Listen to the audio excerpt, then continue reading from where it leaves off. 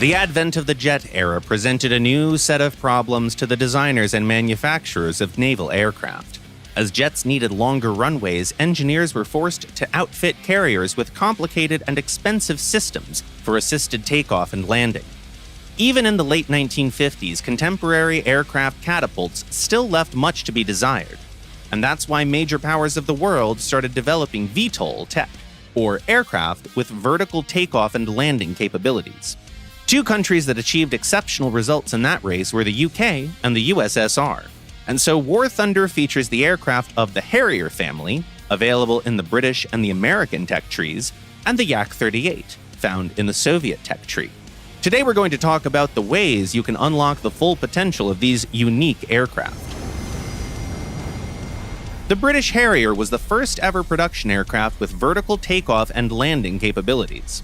This ground attacker was also produced under license in the US as the AV-8. One of the defining attributes of this particular design is that it accelerates like a beast. On the runway, it goes faster than Rank 7 fighters, even though the positions are quickly reversed in the air, as the Harrier can't fly at supersonic speeds. Other things to consider are that it's not super maneuverable and not easy to handle, but both of these problems can be solved by proper thrust vectoring. Changing the thrust vector bleeds a lot of speed, making you an easy target, but when done right, it allows the Harrier to outmaneuver even opponents that are known for their exceptional agility. The Harrier GR1 is one of the most dangerous aircraft of the series, as it can carry up to 4 SRAAM missiles. They don't have a big range, but they're exceptionally maneuverable and can pull an overload of 20 G, allowing them to track and hit targets that are very agile. The SRAAM should be launched at a distance of around 1,200 meters to the target. At this range, the missile definitely has enough juice to successfully intercept the enemy. That's not to say that the GR1 can't be used as a strike aircraft. After all, it can carry 3 1,000-pound bombs and 72 rockets.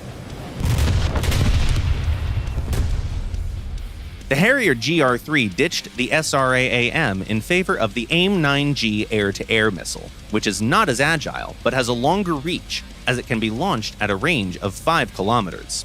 The aircraft also received a new engine, resulting in better flying performance, and was fitted with flare dispensers to protect the GR3 from heat-seeking missiles, which was a big upgrade, as under the same circumstances, the first Harrier could only turn their engine off or rely on evasive maneuvers.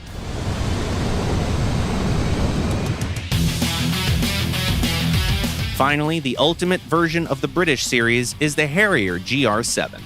Apart from a new engine and better flying characteristics, it also has new payload options, including a variety of smart bombs of different weights, from 500 pounds to 2,000 pounds.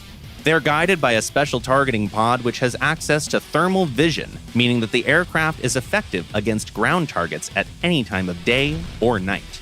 New AGM-65D Maverick missiles are an excellent anti-tank weapon, while AIM-9L missiles protect you from other aircraft.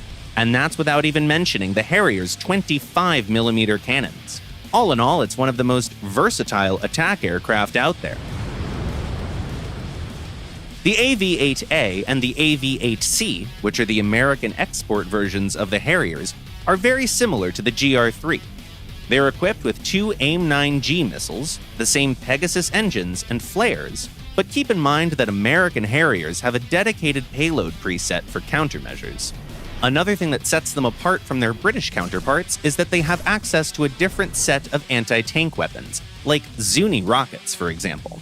With a bit of help from a ballistics computer, these seemingly unguided rockets can be used with surgical precision to hit the roofs of enemy tanks. A solid hit with one of these will instantly KO even an MBT. Soviet VTOL aircraft are a bit of a special story, as they were developed under slightly different circumstances. For instance, the Yak-38 was designed to have one main engine and 2 auxiliary ones that were used purely for takeoff and landing.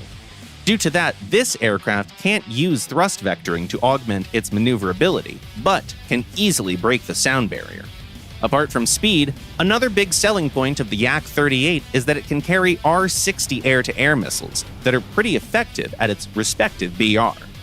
Compared to early Harriers, the Soviet aircraft has different strike capabilities, as it has access to guided anti-tank munitions, specifically the X-23M air-to-surface missile that can hit ground vehicles from outside the range of enemy AA guns.